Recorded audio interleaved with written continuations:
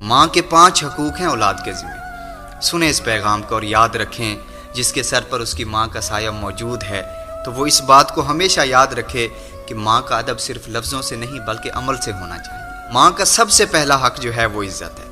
یاد رکھیں، ماں کے سامنے اونچی آواز میں بات کرنا، ماں کے سامنے غصے سے بات کرنا، ماں کے سامنے بدتمیزی کے ساتھ بات کرنا، اس کا مطلب یہ ہے کہ آپ نے اپنی دنیا اور آخرت دونوں خراب کر لی۔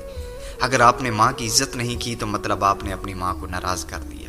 جب ماں ناراض ہوتی ہے تو پھر اللہ اور اس کے رسول بھی ناراض ہوتے ہیں۔ پھر اللہ اور اس کے رسول کی جو ناراضگی ہوتی ہے وہ انسان کو جہنم میں لے جاتی ہے۔ لیکن جو اپنی ماں کی عزت کرتا ہے، اللہ تعالیٰ اسے دونوں جہانوں میں عزتوں سے نواز دیتا ہے۔ ماں کا دوسرا جو حق ہے وہ بھی یاد رکھیں۔ ماں کا جو دوسرا حق ہے نا وہ وقت ہے۔ یاد رکھیں اس بات کو کہ ماں کو تمہارے پیسے سے زیادہ تمہارے وقت کی ضرورت ہے۔ وہ چاہتی ہے کہ میرا بیٹا میرے پاس بیٹھے، مجھے پوچھے کہ اماں تمہارا کیا حال ہے، اماں تمہاری طبیعت کیسی ہے، اماں آپ کو کسی چیز کی ضرورت تو نہیں۔ جب بیٹا اپنی ماں کے پاس بیٹھ کر ہی تو پھر اماں کا دل بڑا ہو جاتا ہے، اماں پھر راضی ہو جاتی ہے۔ جب ماں راضی ہو کے ہاتھ اٹھا لیتی ہے تو سمجھ لیں دنیا بھی کامیاب ہے، آخرت بھی کامیاب ہے۔ اللہ اکبر۔ ماں کا جو تیسرا حق ہے وہ خدمت ہے۔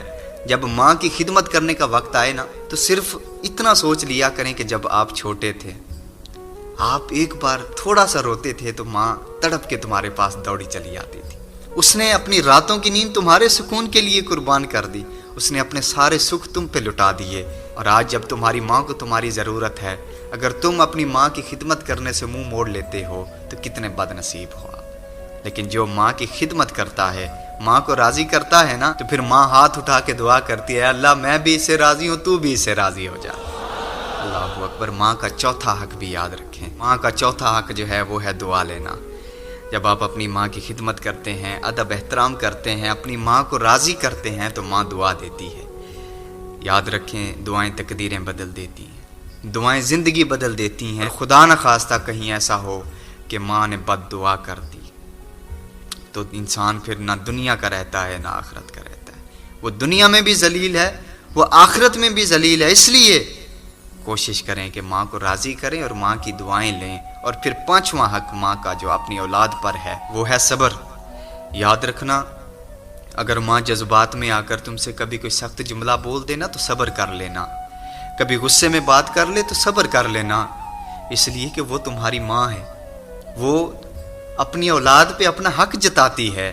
اور پھر یہ بات بھی یاد رکھیں کہ اس کے غصے میں بھی تمہارے لیے بھلائی چھپی ہوتی ہے۔